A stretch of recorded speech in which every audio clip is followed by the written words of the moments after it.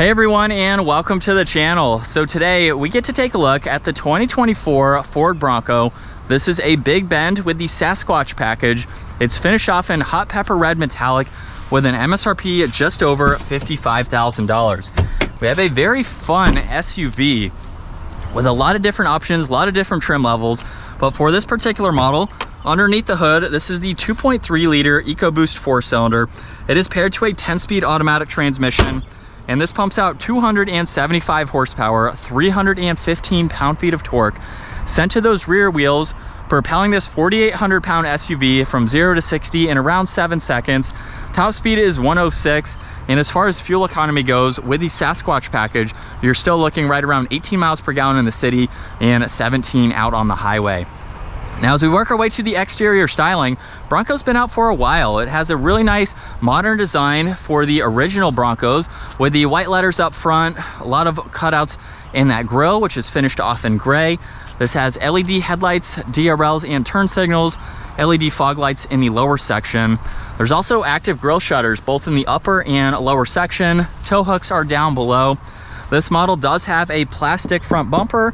You can opt for steel bumpers, of course, for different models.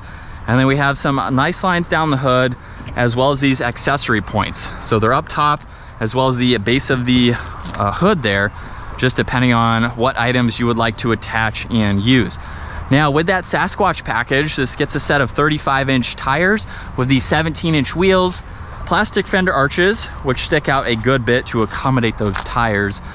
For these side mirrors, they're actually fixed to the base of the windshield there.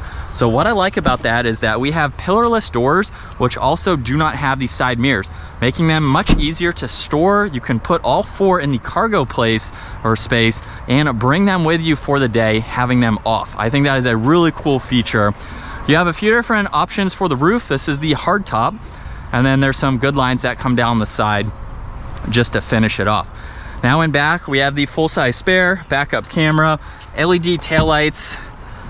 There's also the backup camera with all the sensors, and you can also opt for the hitch too, if you need to tow a little bit. But with the cargo space, it's what you'd expect for an SUV like this. You can fold the back seats down. You have a little bit of storage, a 12-volt, and some cargo lights. There's a little bit of space underneath the floor where you could put some items. You have the toolkits there for the spare. What's interesting to note is that there's nowhere to put all the bolts for the doors and the roof when you take them off. I think that would be nice to have a designated area like in the Wranglers to put all of those. But other than that, you have some good cargo space. And then for the rear, we have the lift handle to remove the doors, a little bit of cargo space there. And then at 5'10", I have a good bit of room. There's attachment points here and a storage net. You have your window adjustments, some auxiliaries, and then an armrest with the 2 cup holders. And I also have plenty of headroom. What I love about this is you could be over 6 feet tall and still fit in the back. It is that spacious for headroom. Front door panel is just like the rear.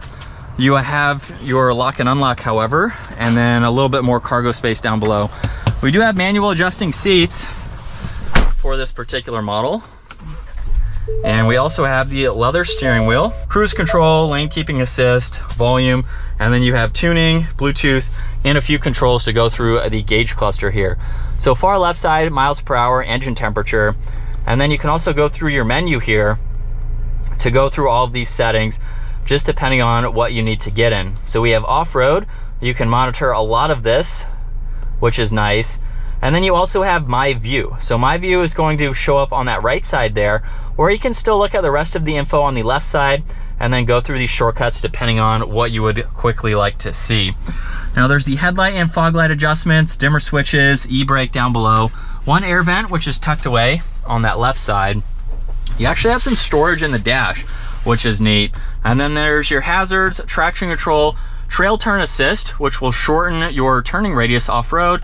There's a rear and front locker. This model is missing the sway bar disconnect there.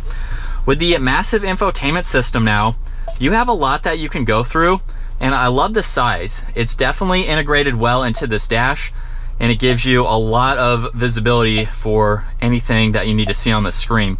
You also have the split style as well, so you can go through info on that right side and still have it on the left.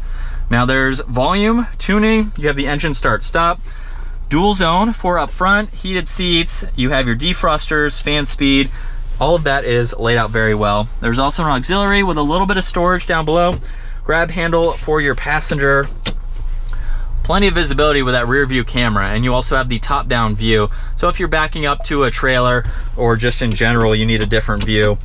You can also shift using plus and minus. 2 cup holders on that right side.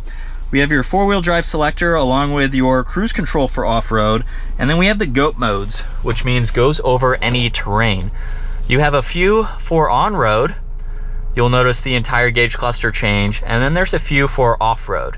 Now, for the off-road settings, it will actually adjust the 4-wheel drive system for you. However, you can still do that as needed. Window adjustments, side mirror adjustments are in the middle. We have the lockable armrest with plenty of space, as well as your glove box, and then a Bronco over on that airbag cover. Sunglass holder is also up top. There's all the dome lights. And then for this particular roof, you have 4 attachment points on both panels. So you can remove the driver's side first, then remove the passenger. You can also remove the entire back. It is separate from the cargo. So technically, this is a 4-piece hardtop. You can leave that back on and take the front half off, which is very easy to do. And then you also have a lot of visibility all around. And we're still in sport mode. We will just go to a normal drive. Here we go.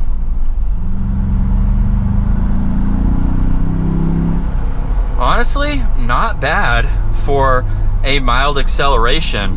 A little bit of lag there, but I didn't mash my foot to the floor there. So honestly, not a bad engine option if this is the route that you would like to go. But this is what it's like to be behind the wheel for the Ford Bronco.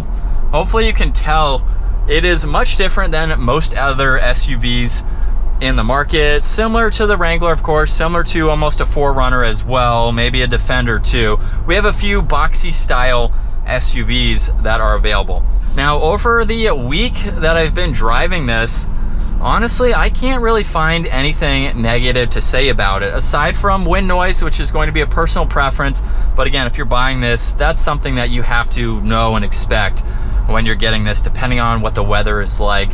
That's really the only thing that I can knock it for, and that's just what it is with what you are getting. I've thoroughly enjoyed my time driving this, and it's making me want to get a Bronco. So I've been in 4 or 5 now, and it's a nice place to be. There's so many different options that you can go with as well, just depending on your budget and how you want to spec the vehicle. So you can get some more off-road goodies, you can get some different materials. It's almost endless with what you can get.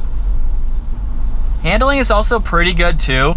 So with that independent front suspension, it's definitely nice for on-road driving, and then it is still very capable for the off-road setting. So it's definitely a good blend between the 95% of the time that this is going to be on-road.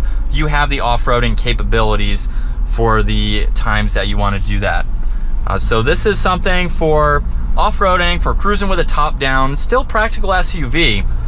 So it can kind of do a mix of everything, which I think is really cool. That's going to wrap it up though for the 2024 Ford Bronco. Check out the videos that we've made taking this off the pavement, as well as taking the doors and the roof off if you'd like to see those aspects to the Bronco. But give the video a huge thumbs up if you enjoyed it, and consider smashing that subscribe button so you don't miss out on our daily uploads. I will see you all in the next video.